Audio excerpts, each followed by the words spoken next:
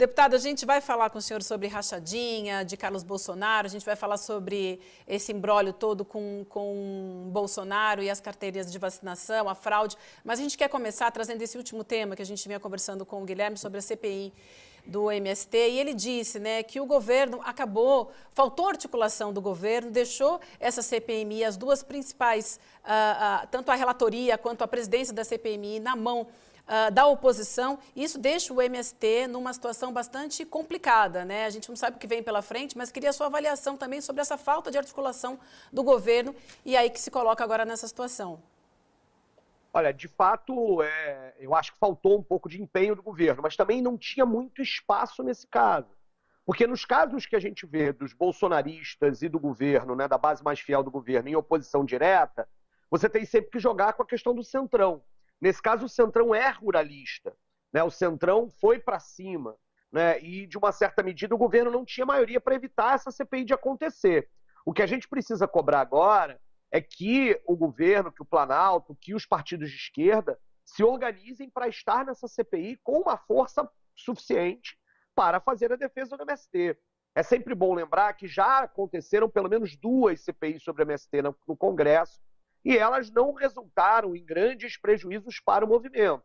Elas, claro, são um grande palanque para os ruralistas, é isso que eles procuram, é isso que eles buscam, fazer da CPI um espaço de desgaste do movimento, de desgaste da luta pela reforma agrária, de um certo elogio ao agro, para dizer que o agro é nacional, sem perceber as diferenças que existem entre o grande agronegócio predatório e a pequena produção agrícola, de produção de alimentos, etc. Eles vão tentar unificar o meio rural brasileiro em torno de um inimigo comum, que é o MST.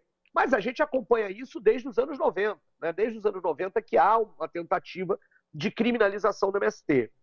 Por exemplo, a bancada do PSOL já discutiu, a gente está com muita vontade de estar nessa CPI, fazendo debate sobre a reforma agrária, fazendo debate sobre os movimentos, fazendo a defesa do MST e fazendo o debate sobre essa questão da importância da produção rural brasileira, mas não dessa, que é voltada apenas para a produção de commodities para o exterior, que não é só isso que é o agro, e todo o debate ambiental, e todo o debate com o MST, produção agroecológica, de alimento saudável, o maior produtor de arroz orgânico da América Latina. Há muito o que falar sobre isso, sobre o processo dos movimentos sociais, sobre a importância da reforma agrária para o desenvolvimento do país, para produzir alimento barato, para gerar emprego e renda, né? Todas essas questões nós precisamos estar lá. E aí, para desmontar os argumentos falsos desses ruralistas que utilizam o MST como palanque para manter uma determinada unidade em torno das pessoas que se identificam, né, com esse discurso e continuar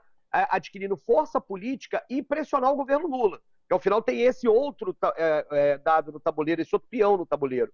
Há uma tentativa dos ruralistas de interromper qualquer possibilidade de política pró-reforma agrária e, ao mesmo tempo, de disputar o orçamento. Lembremos que, da mesma forma como nos primeiros governos Lula, a existência de um Ministério do Desenvolvimento Agrário e de um Ministério da Agricultura com setores diferentes do mundo rural brasileiro, do campo brasileiro, significa uma eterna disputa por recursos e importância política. É uma tentativa também dos ruralistas de impedirem ou de diminuírem a força política do Ministério do Desenvolvimento Agrário. Tudo isso está no jogo. Mas nós vamos para a CPI para jogar e jogar, tomara, com bons jogadores, que eu acho que é essa a grande questão agora, quais são os nomes que vão para a CPI para poder fazer essa defesa. Sem dúvida, importantíssimo. Deputado, a gente queria trazer um outro tema aqui que a gente falou bastante no programa de ontem também, que é sobre o esquema de rachadinha no gabinete do vereador Carlos Bolsonaro, que foi comprovado por um laudo do Ministério Público, e a gente sabe que essa história vem de longe. Essa investigação de agora, ela comprovou o esquema no comandado pelo atual chefe de gabinete, que é o Jorge Luiz Fernandes. Ele recebeu mais de 2 milhões de contas de 6 servidores do gabinete, mas a suspeita vem desde que a ex-madrasta dele, né, do Carlos Bolsonaro, ex-mulher de Bolsonaro, Ana Cristina Silva Vale, foi chefe do gabinete dele em 2001. E aí depois também teve mais parentes da família sendo chefe de gabinete, como o Guilherme Siqueira Hudson. Queria te ouvir, deputado, sobre esse esquema, quem são essas pessoas e principalmente sobre a possibilidade de Carlos Bolsonaro ser o primeiro do clã Bolsonaro a ser preso. Isso pode acontecer.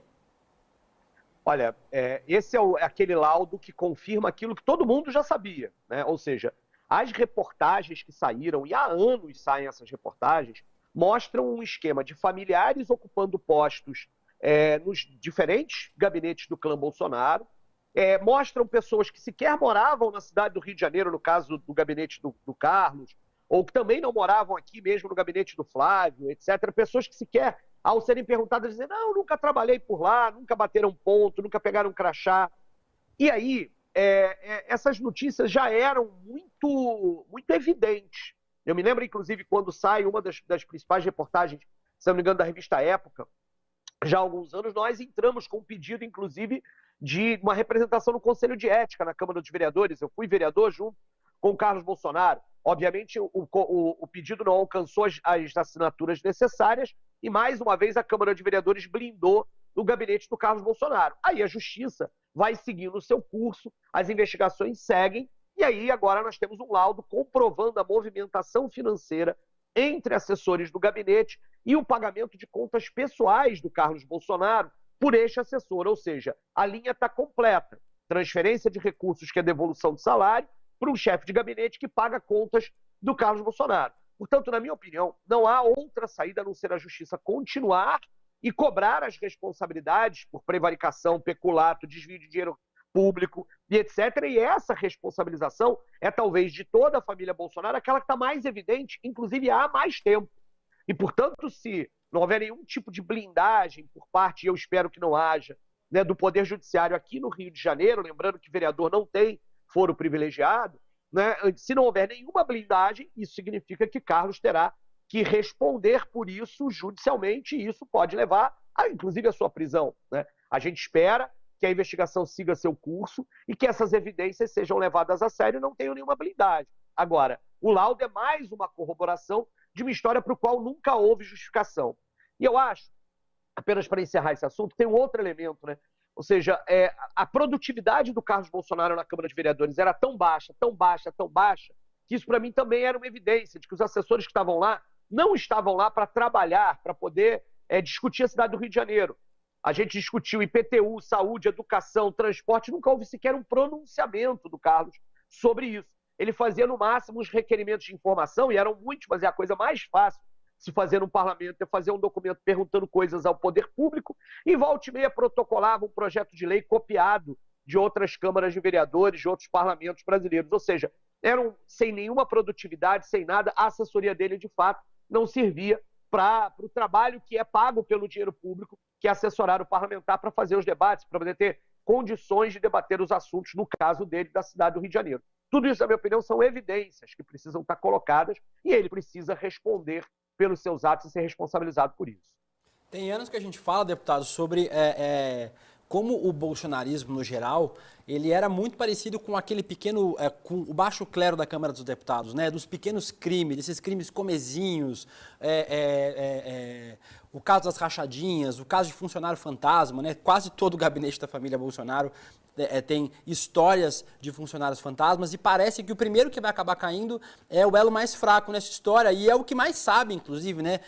Dizem quem realmente conhece de perto essa família Bolsonaro, quem mais sabe dos esquemas do Rio de Janeiro. O Lindbergh Farias, que foi o seu colega de Câmara de Vereadores do Rio de Janeiro também, o vice-líder do governo na Câmara dos Deputados, disse que o Carlos Bolsonaro está prestes a ser preso. Será que a gente vai conseguir ver um Bolsonaro? Acho que a gente queria ver o Jair primeiro, né? Mas aparentemente vai demorar um pouco ainda. Será que o Carlos Bolsonaro deve ser esse primeiro elo da família Bolsonaro que deve acabar caindo? Olha, eu acho que ele é, sem Deixa eu dúvida, interromper só um minutinho, perdão, claro. Perdão, deputado, perdão, Milha, só para a gente ler esse print do Lindbergh Faria, como você comentou, olha que interessante o que ele fala, o que ele traz. E é importante para a gente prestar atenção. Carlos Bolsonaro prestes a ser preso por rachadinha. Mauro Cid preso por falsificação. Daniel Silveira preso por coação. Roberto Jefferson preso por tentar matar policiais. Michele com joias. E tem gente que acredita que Bolsonaro é o único inocente que nunca sabe de nada. Isso sem contar o Anderson Torres. E sem contar o Alexandre Silveira, que sem indulto agora provavelmente vai voltar para a cadeia, né, deputado? Valeu, Conde. Pessoal, abração para vocês aí. Aquele tweet do próprio não lembro se foi do Bolsonaro, do próprio Carlos, etc. Né? Todo mundo em torno dele é alguma coisa, quando falou do Lula, só o Lula não é. Aí agora, é aquela história da incoerência. Essa família, eu acho que você foi muito preciso. A família Bolsonaro, ela é pequena desse ponto de vista da política. Esses episódios que revelam que eles têm uma determinada compreensão da coisa pública, sempre tem que ser utilizada para fins próprios. A falsificação da caderneta de vacinação, notem, é para permitir que ele entrasse nos Estados Unidos junto com a filha, e aí eles não acham nada demais falsificar um sistema, como o sistema do SUS, falsificar a vacina, e aí, para isso. Agora, essa história das rachadinhas. Sempre viram os gabinetes como forma de favorecer a benefícios próprios dos amigos, da família. E essa gente chegou ao posto mais importante da República, né, numa lógica de crescimento da extrema-direita. E agora terão que ser responsabilizados por isso. Eu acho que sim, me parece que Carlos Bolsonaro é o elo mais fraco, ou pelo menos aquele que está mais evidente, onde as investigações avançaram mais. Lembremos que as denúncias sobre os esquemas do gabinete do Flávio Bolsonaro também eram muito fortes, mas foram paralisadas por determinados mecanismos na justiça, recursos na justiça que anularam, num determinado momento, os relatórios do COAF, né? E por isso, inclusive, o Flávio ficou um pouco para trás nessa história, o que não aconteceu com Carlos Bolsonaro, em que as evidências eram mais claras, em que o foro privilegiado não existia, em que, portanto, a investigação pôde seguir seu curso, em que as chances deles segurarem a investigação são menores. Então, eu acho que o Lindbergh, inclusive lembrando aí os diversos, né, tipos de crimes cometidos, supostamente cometidos, alguns já, né, presos, inclusive, né, por pessoas muito próximas ao Bolsonaro, demonstram esse modus operandi, que é o modus operandi que utiliza, que não tem o mínimo compromisso com a coisa pública. E que a única saída que eles têm diante dessas perguntas é: mas e o PT? Mas e o Lula? E desviar a atenção, né? Sempre chamando a atenção de outros fatos, porque eles nunca conseguem se explicar de fato, que é o que a gente está vendo agora. Então, o que eu estou aqui na torcida, né, e reivindicando, e é assim que a gente vai seguir, é que o processo siga seu curso e que Carlos Bolsonaro seja responsabilizado pelos seus atos. Porque eles gostam muito de falar de impunidade, mas quem fica impune, né, a denúncia atrás de denúncia, denúncia atrás de denúncia, é exatamente a família Bolsonaro. Uma hora, eles vão ter que responder pelos seus atos. Eu espero que Carlos seja o primeiro, até porque é isso. É o processo que está, a essa altura do campeonato, mais adiantado. Mas, olha, esse escândalo todo da caderneta de vacinação, com o recolhimento dos celulares, agora com o fim do indulto do Daniel Silveira, etc. Quem sabe ainda surge alguma coisa, quem sabe Jair está ali disputando com o Carlos quem é que vai primeiro, né, ter que se explicar de forma mais direta para a justiça brasileira. Vamos ver, William, vamos ver. Façam suas apostas, né? Vamos ver como é que vai acontecer nessa história aí sobre o tempo e quem é que vai primeiro. Sim, sim. O senhor falava agora de modus operandi, eu queria aproveitar para a gente falar também sobre o modus operandi da política carioca, no que diz respeito principalmente aos parlamentares ali no entorno de Bolsonaro, né? Então, numa mensagem revelada nessa operação que investiga a fraude dos cartões de vacinação contra o Covid do Bolsonaro e do Mauro Cid, o major Ailton Barros, que está preso, disse saber quem mandou matar a vereadora Marielle Franco e o Anderson em 2018. O mandante, segundo ele, seria um deputado estadual do Rio de Janeiro. Queria perguntar para o senhor, são 5 anos de investigação que a gente não consegue ainda chegar aos culpados, né?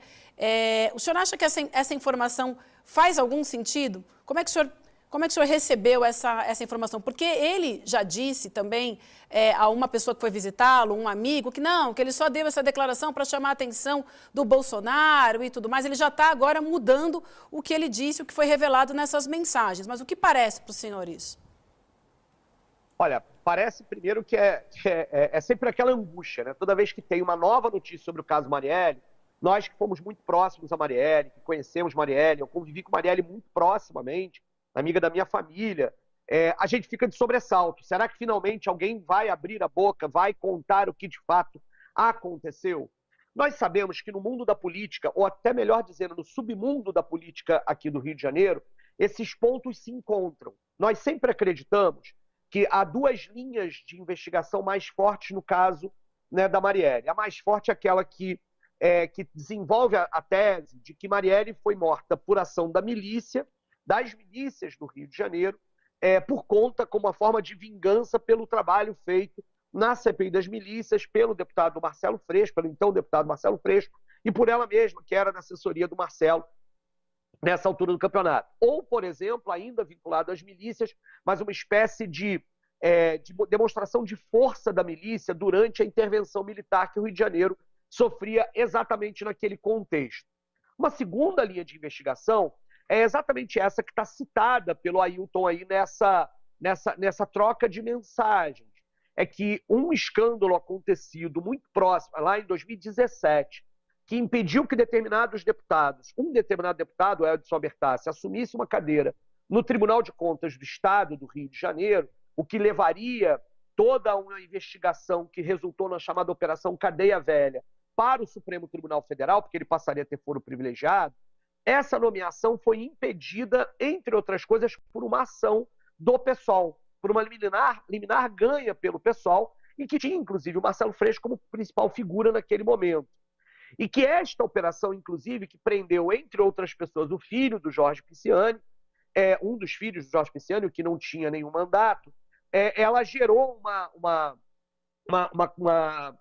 raiva muito grande em setores desse setor ligado à política tradicional, que muitas vezes a gente chama aqui de Partido da Alerj, e que, portanto, a ordem de matar Marielle como forma de vingança teria vindo a partir disso. É esta segunda hipótese que o Ailton está citando nessa troca de mensagens para pedir favor para uma outra pessoa que já foi, né, associada ao caso da Marielle, que é o Marcelo Siciliano. Eu acho que cabe sempre lembrar que nós hoje, ninguém mais na investigação acredita que o Marcelo Siciliano tenha qualquer envolvimento com o ser mandante do crime da Marielle. Sobre os outros aspectos, de que tem a ver com a denúncia, pedindo um favor daqui, pedindo um favor dali, isso eu não tenho nada que falar sobre isso. Mas a gente, muito depois acompanhando o processo, chegamos à conclusão que, de fato, essa perspectiva de incriminar o Marcelo Siciliano como mandante do crime da Marielle era uma manobra para atrapalhar as investigações, o que por si só também nos aponta é algo que precisa ser investigado. Agora, vamos lá. O que então a gente tem diante disso? Primeiro, tem que cobrar do Ailton e pressionar o Ailton que ele revele, de fato, como é que ele ficou sabendo disso, que ele conte tintim por tintim sobre o que ele estava falando disso. É uma bravata ou é uma informação que, de fato, estava circulando na cúpula do poder do Rio de Janeiro, inclusive entre os bolsonaristas? Porque isso é importante. E ele agora vai precisar provar o que disse, de alguma forma, sobre quem é que falou para ele, sobre esse ex-deputado, que ex-deputado é esse, por que ele está falando disso. E ele tem que cumprir aí, tem que explicar o que é. E a própria polícia, já que esta declaração do Ailton reforça essa segunda linha de investigação, que é a que vincula ao Partido da Alerj, a essa galera mais tradicional aqui no Rio de Janeiro da política tradicional, a polícia, e agora também a Polícia Federal, vão precisar reforçar essa segunda linha de investigação. Ela fortalece essa segunda linha de investigação. E tem, por fim, um terceiro ponto. É mais uma pessoa vinculada ao clã Bolsonaro que aparece conectada ao crime da Marielle. Ainda não há, e eu preciso dizer isso aqui claramente, nenhuma prova que indique que a ordem por matar Marielle tenha vindo da família do Bolsonaro. Tem todo aquele escândalo do porteiro do Vivendas da Barra, tem o fato de que Rony Lessa é vizinho da família Bolsonaro no Vivendas da Barra, são elementos de conexão. Tem o fato de que o Adriano da Nóbrega, que tinha conexões com o escritório do crime, ter parentes lotados no gabinete do Flávio Bolsonaro, são vários pontos de conexão que a família Bolsonaro precisa esclarecer e que a investigação precisa esclarecer. Porque seria a terceira linha de investigação que, no entendimento do que a gente sempre acompanhou na investigação, nunca teve nenhuma prova concreta, a não ser aquele episódio do porteiro, e que pode ser explicado de várias formas, mas que continua sendo algo que a polícia e a investigação tem que explicar. Nunca houve nenhuma prova mais forte, principalmente da motivação.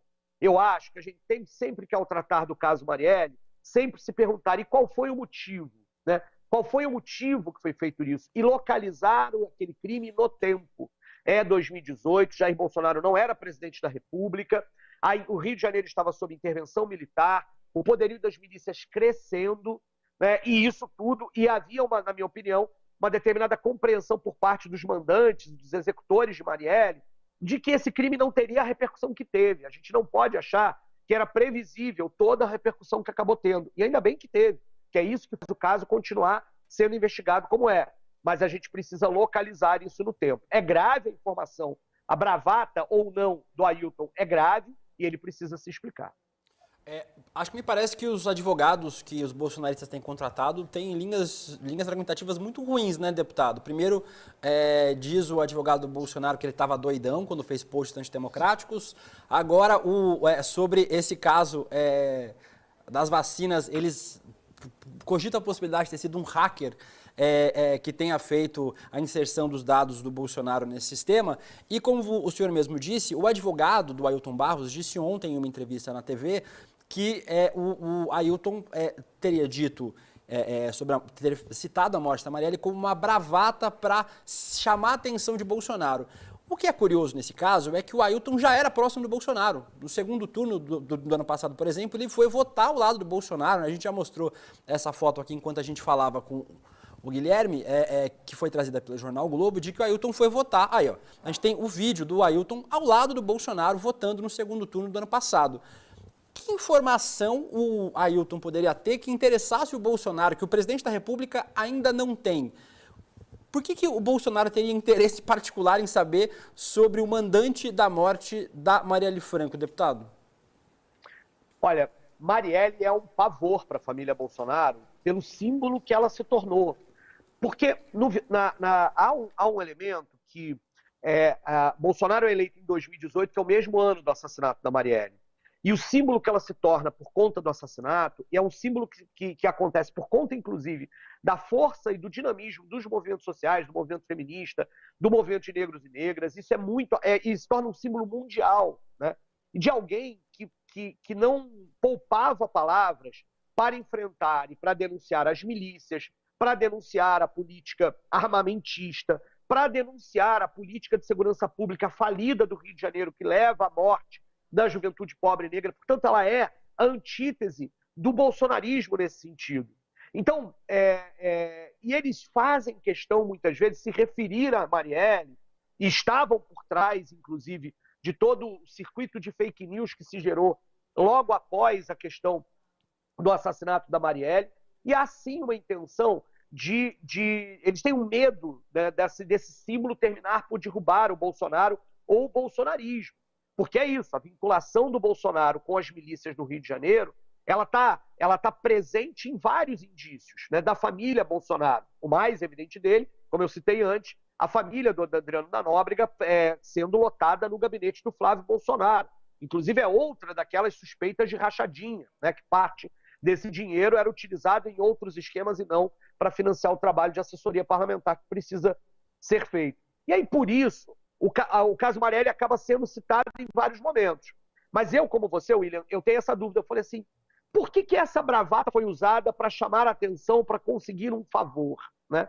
Será que, no final das contas, ele queria que o Bolsonaro acreditasse que ele sabia disso?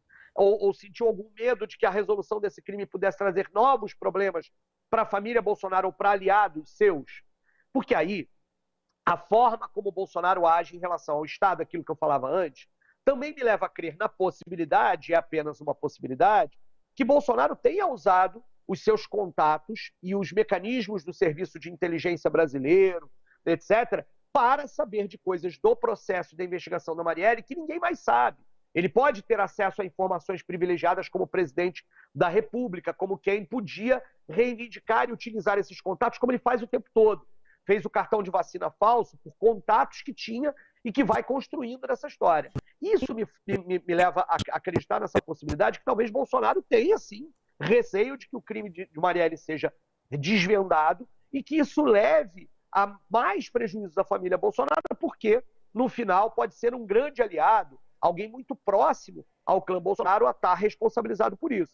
Lembremos que os últimos crimes aqui no Rio de Janeiro, envolvendo inclusive vereadores, Gabriel Monteiro, Jairinho, eram sempre de aliados da família Bolsonaro, né? É muito curioso como eles continuam fazendo aquelas bravatas ao falar da esquerda no Congresso Nacional e nas redes sociais, mas a gente só vê situações bizarras como essas do Gabriel Monteiro e do Jairinho saindo de pessoas que aliadas, né, que faziam parte desse processo da base que criou e sustentou esse mito, né, que agora desmorona, que é Jair Messias Bolsonaro. Então, como o mundo da política fluminense aqui no Rio de Janeiro é muito conectado, na minha opinião, vai se chegar a alguém no mundo da política, e eu duvido muito que não seja alguém vinculado a este processo, a essa lógica, a essa hegemonia política que tem entre os Bolsonaro como parte importante dessa hegemonia aqui no Rio de Janeiro. Por isso, o medo de Bolsonaro de que a investigação termine.